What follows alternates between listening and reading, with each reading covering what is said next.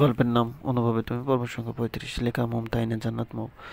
অতসী ইভানের খাবার প্লেট থেকে খেতে আবার রুমে প্রবেশ করলো ইভান, কিন্তু সে তো বাইরে গিয়েছিল। অতসী ইভানকে গাড়ি নিয়ে বের হয়ে যেতেও দেখেছে, তাহলে আবার কেন আসলো ইভান? অতসী ইভানকে দেখা মাত্র খাবারের প্লেট নিয়ে চলে যেতে ধরলো। ইভান তা দেখে অতসী হাত টেনে ধরে বলল, পালাচ্ছ কোথায়? খাচ্ছ যখন তখন ভালোভাবেই খাও। না মানে আমি কি তুমি বলতে চাচ্ছ আমার এটাও তুমি খাচ্ছ না? অতসীর সাথে সাথে মাথা নাড়লো যে সে ইভানের এটাও খাচ্ছে না। ইভান তখন বলল, ওকে, যার খাবারই খাও না কেন বসে থেকে খাও। এই বলে ইভান অতসীকে আবার বসিয়ে দিল আর তাকে খেতে বলল। অতসী ভীষণ লজ্জার মধ্যে পড়ে গেল। ইভান তাকে এরকম অবস্থায় দেখবে সে ভাবতে পারেনি। অতসী ভেবেছে ইভান তো চলে গিয়েছে, কিন্তু ইভান যে তার গুরুত্বপূর্ণ ফাইলটা ছেড়ে গিয়েছে সেটা তো আর অতসী জানে না। ইভান ফাইলটা নেওয়ার জন্যই আবার এসেছে। এদিকে কনফারেন্স শুরু হয়ে গিয়েছে। দিশান এবং নিলয় যথাসময়ে উপস্থিত হলেও ইভান এখনও উপস্থিত হতে পারেনি। সবাই ইভানের জন্য অপেক্ষা করছে, আর সবাই ইভানের মুখে শুনতে চায় সেদিনের সেই লোমহর্ষক ঘটনা। ইভান নিজেও আজ সত্যি কথাটা বলতে চায়, কারণ সে এই কয়দিনে অনেক প্রমাণ জোগাড় করেছে। সুস্থ হওয়ার পর এই প্রথমবার মিডিয়ার মুখোমুখি হচ্ছে ইভান। আজ আহসানের মুখোশ খোলার সময় এসে গেছে। তাকে এমনভাবে অপদস্থ করা হবে যেটা আহসান কখনো কল্পনাই করেনি। আহসান ভেবেছে সবকিছু থেমে গেছে, কিন্তু ইভান যে এখনো আহসানের পিছু পড়ে আছে সেটা আহসান বুঝতে পারছে না। ইভান ফাইল খুঁজছে আর বলছে, তাহলে বরের ভালোবাসার দরকার তোমার, সেজন্যই এটো খাবার খাচ্ছ? কি বলছেন এসব? আমি কারো এটো খাচ্ছি না, কিন্তু আর কারো ভালোবাসার প্রয়োজন নেই আমার। ওকে ঠিক আছে, তাহলে একটা প্রশ্নের সঠিক উত্তর দাও দেখি, সত্যি কি দরকার নেই পরের ভালোবাসা? অথচ ইভানের কথা শুনে এবার চুপ করে এলো। ইভান তখন বলল, চুপ হয়ে গেলে যে বলো, ভালোবাসা লাগবে কিনা? না লাগবে না। তাহলে তো ভালোই হলো। আমি আরো ভাবছিলাম কিভাবে বউকে ভালোবাসবো, আর সময়ই বা দেবো কিভাবে। দুশ্চিন্তা একদম শেষ হয়ে যাচ্ছিলাম, বাঁচলাম। অথচ তখন বলল, আপনি মনে হয় দেশের একমাত্র ব্যস্ত অফিসার, আর মনে হয় কেউ নেই। ভালো করে খুঁজে দেখেন, আপনার মতো অনেক অফিসার আছে যাদের বউ বাচ্চা সব আছে। সবাই তাদের ফ্যামিলিকে ভালোভাবে সময় দেয়। আপনি হলেন একটা আনরোমান্টিক লোক। ভালোবাসা কি জিনিস আপনি সেটা বোঝেনই না, শুধু বোঝেন চিরকুট লেখা। মুখ ফুটে কিছু বলার সাহস আপনার নেই। অথচ কথা শুনে ইভান ওর কাছে চলে এলো, আর অতসী একদম কাছে গিয়ে বলল, আমি আনরোমান্টিক? আমি ভালোবাসা বুঝি না? হ্যাঁ, আপনি আনরোমান্টিক। আপনি ভালোবাসা কিছুই বোঝেন না। কি দরকার ছিল বিয়ে করার? কি জন্য বিয়ে করেছেন আমাকে? ইভান তখন বলল, ভালোবাসার জন্য বিয়ে করেছি। একটা সুখী দাম্পত্য জীবন গড়ার জন্য বিয়ে করেছি। কিন্তু যখন দেখলাম আমার সে ভালোবাসার মানুষ আমাকে অসুস্থ দেখেও ছেড়ে চলে গেল, তখন নিমিষে ভালোবাসা বিলীন হয়ে গেল। আর ইচ্ছা করে না ভালোবাসতে। অত সে এবার আর একটু বেশি রাগ হলো। সে চিৎকার করে বলল, আপনি সবসময় এই কথাটা কেন বলেন? আপনি তো জানেনই কি হয়েছিল সেদিন, আর আমি কেন ছেড়ে গিয়েছিলাম। আমি কিন্তু এর জন্য কম শাস্তি পাইনি। দিনের পর দিন কেঁদে কেটে কাটিয়েছি। এই 1 মাস কিভাবে পার করেছি সেটা বোঝার ক্ষমতা আপনার নেই। আমার আর এসব যন্ত্রণা ভালো লাগছে না। হয় আমাকে রাখেন, তা না হলে জীবন থেকে দূর করে দেন। এভাবে কেন আমাকে ঝুলে রেখেছেন?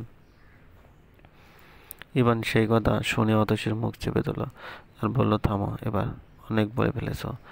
আমার এসব আর ভালো লাগছে না। সব হিসাব আমিও মিটিয়ে দিতে চাই। এই বলে ইভান অতসীর মুখের উপর থেকে তার হাত সরিয়ে নিল আর ধীরে ধীরে অতসীর দিকে ঝুঁকতে লাগলো।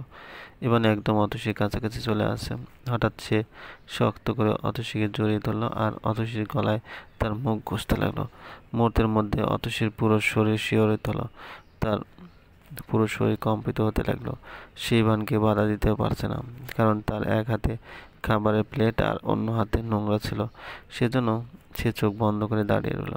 ইভান হঠাৎ তার মাথাটা উঠিয়ে চোখ বন্ধ করে অতসীর ঠোঁটের কাছে তার ঠোঁট নিয়ে গেল, কিন্তু ঠোঁটে ঠোঁট মেলাতে ইভানের হুঁশ ফিরে এলো। সে কি করছে এটা? তার তো এখন ফাইল নিয়ে কনফারেন্সে যাওয়ার কথা। ইভান তাড়াতাড়ি করে অতসীকে ছেড়ে দিল আর আবার তার ফাইলটা খুঁজতে লাগলো। অতসী কিছু বুঝে উঠতে পারলো না ইভানের হঠাৎ কি হলো, ইভান এরকম কেন করছে। এদিকে ইভান পাগলের মতো তার ফাইলটা খুঁজতে লাগলো। অনেক খোঁজাখুঁজি করেও ফাইলটা খুঁজে পেল না। সে ঘরের প্রতিটা জিনিস এলোমেলো করলো, তবুও কোথাও দেখতে পেল না। ইভানকে এরকম ঘর এলোমেলো করা দেখে অতসী তাড়াতাড়ি করে হাত ধুয়ে নিল আর ইভানের কাছে এসে বলল, কি খুঁজছেন আপনি?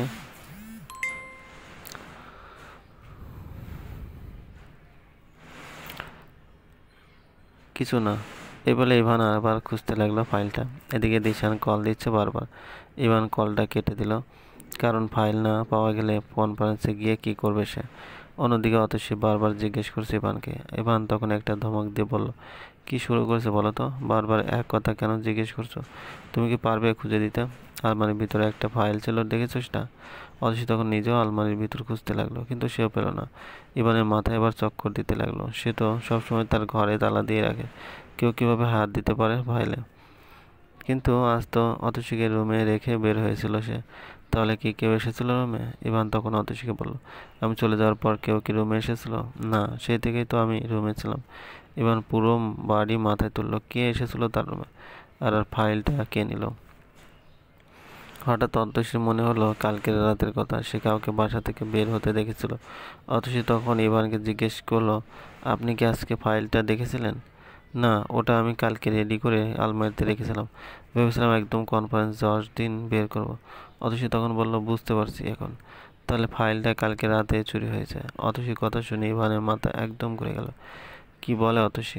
এত কষ্ট করে জোগাড় করা সব প্রমাণ আর তথ্য এইভাবে শেষ হয়ে গেল? অতসী তখন বলল, কাল শেষ রাতে আমি বাসা থেকে কাউকে বের হতে দেখেছিলাম। লোকটি বের হওয়ার কিছুক্ষণ পর আপনি বাসায় আসেন। কি বলছে সব? ইভান মাথায় যেন আকাশ ভেঙে পড়ল। এখন সে কনফারেন্সে কি নিয়ে যাবে? ইভান সাথে সাথে দিশানকে ফোন করলো আর তাদের ফাইল চুরি হওয়ার ব্যাপারটা জানালো। দিশান আর নিলয় দুশ্চিন্তায় পড়ে গেল। এভাবে তাদের সব পরিশ্রম বৃথা হয়ে গেল। এখন কিভাবে তারা আহসানকে ধরিয়ে দেবে?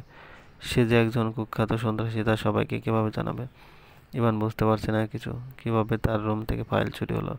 কারণ রুমে তালা লাগানো ছিল, আবার আলমারিতেও তালা লাগানো ছিল, যার চাবি শুধুমাত্র তারই কাছে থাকে। নিলয় আর দিশান এক মুহূর্তও দেরি করলো না, তারা সাথে সাথে ইভানের বাসায় চলে গেল। আসার সময় কনফারেন্সের সভাপতিকে বলে এলো, অফিসার ইভান হঠাৎ অসুস্থ হয়েছেন, উনি আজ আর আসতে পারবেন না। নিলয়, দিশান আর ইভান ঘরের দরজা বন্ধ করে আলাপ আলোচনা করতে লাগলো, কারণ তারা বুঝতে পারলো ইভানের বাসারই কেউ একজন আহসানের গুপ্তচর। তা না হলে তালাবদ্ধ রুমের ভিতর থেকে ফাইল কি করে চুরি হয়? কিছুক্ষণ আলাপ আলোচনা করার পর নিলয় আর দিশান চলে গেল। ইভান একদম কণ্ঠস্বর হয়ে গেল, সে কখনো কল্পনাও করেনি এটা। দিশানরা চলে যাওয়ার পর ইভান অতসীকে আবার ডেকে আনলো রুমে। সে কালকের রাতে কাউকে দেখেছিল সেটা মনে করতে বলল। অতসী তখন বলল, বেশি একটা দেখিনি সে। সে রুম থেকে বের হতে ছেলেটি গেট খুলে বের হলো, শুধু এটা দেখেছে। ইভান সেই কথা শুনে উল্টো অতসীকে বকতে লাগলো, যে কেন বলেনি কাউকে, কেন চিৎকার করে ডাকেনি? অতসী তখন বলল, আমি ভেবেছিলাম বাবা নামাজের জন্য বের হলো, সেজন্য চিৎকার করেনি সে। কিন্তু পরক্ষণে বাবা জায়নামাজে হাতে করে রুমে থেকে বের হয়, আর সে দৌড়ে গিয়ে বাবাকে বলে এই কথা। কিন্তু বাবা বলে, আমি নাকি ভুল দেখেছি, এত রাতে কে আসবে বাসায়? ইভান কিছু বুঝতে পারলো না কে করতে পারে এই কাজ। তার বাবা বাসায় নেই। ইভান সেই জন্য কয়েকবার ফোনও দিয়েছিল তাড়াতাড়ি বাসায় আসার জন্য, কিন্তু ইভানের বাবার আজ একটা গুরুত্বপূর্ণ কেস আছে, উনি সেটা নিয়ে ব্যস্ত। অতসী আর ইভান গল্প করতে হঠাৎ রুমে ঈশান আর ইমান প্রবেশ করলো। তারা এসে অতসীকে বলল, কখন বেরোতে নিয়ে যাবে ম্যাম? অতসী সেই কথা শুনে ওদের দুজনের কাছে চলে গেল আর বলল, তোমরা তোমাদের রুমে যাও, আমি পরে কথা বলছি। অতসী কথা শুনে ওরা চলে গেল। ইভান তখন বলল, কি হয়েছে, কি জন্য এসেছিল ওরা? অতসী বলতে চাইছিল না, কারণ ইভান যদি শোনে অতসী ওদেরকে নিয়ে আজ বাইরে যেতে চাইছে, তাহলে তো ইভান ভীষণ রেগে যাবে। চুপ হয়ে গেলে কেন? ওরা কোথাও যাওয়ার কথা বলছিল। আসলে ওরা একটু বাইরে যেতে চাচ্ছিল, আপনাকে বলছিল, কিন্তু আপনি না করায় ভীষণ মন খারাপ করেছে, এজন্য আমাকে বলছিল। আমি ভুল করে কথা দিয়ে ফেলেছি ওদের। ইভান অতসীর কথাগুলো খুব মনোযোগ দিয়ে শুনছিল। সে চোখ বড় বড় করে তাকিয়ে আছে আর ভাবছে, এই পরিস্থিতিতে অতসী বাইরে যাওয়ার কথা ভাবলে কি করে? অতসী ইভানকে এমন রাগান্বিত দেখে বলল, আসলে আমি তো আর জানতাম না আজকে আপনার ফাইল চুরি হয়ে যাবে, সেজন্য আপনি টেনশনে থাকবেন। আমি ওদেরকে তো আগে কথা দিয়ে ফেলেছি, এখন কি করব? কি করবে মানে? বাসা থেকে ভুল করেও বের হয়ে যাবে না এখন। বাইরে পরিস্থিতি ভালো না, যে কোনো একটা বিপদ হতে পারে। আমার আবার কিসের বিপদ হবে? আমি কি সিআইডি অফিসার নাকি? ইভান তখন বলল, সিআইডি অফিসার না হলে সিআইডি অফিসারের বউ তো এখন, সেজন্য ভেবেচিন্তে বাইরে যাবে। আমার পারমিশন ব্যতীত খবরদার বাড়ির বাইরে যাবে না। অতসী যদিও মাথা নাড়িয়ে বলল তবু মনে মনে ভাবতে লাগলো কি করে বাইরে যাওয়া যায়, কারণ আজ বাইরে না গেলে ওরা দুই ভাই ভীষণ মন খারাপ করবে, কারণ তাদেরকে কেউ একটু সময় দেয় না। ইভান অতসীকে এমন চুপচাপ থাকা দেখে বলল, কি ভাবছো তো? না কিছু না। ইভান তখন বলল, তুমি কি আমার থেকে কিছু লুকাচ্ছ? কই না তো। ইভান তখন অতসীর হাত ধরে টেনে তার কোলের উপর বসালো আর বলল, আমার হুকুম ছাড়া এক পা এগোবো না, বুঝেছো? অতসী কোনো উত্তর না দিয়ে জড়সড় হয়ে থাকলো, কারণ সে ইভানের একদম অনেক কাছে আসে। সেজন্য ভীষণ অস্বস্তি ফিল করতে লাগলো। সে কোনো উত্তর দিতে পারলো না।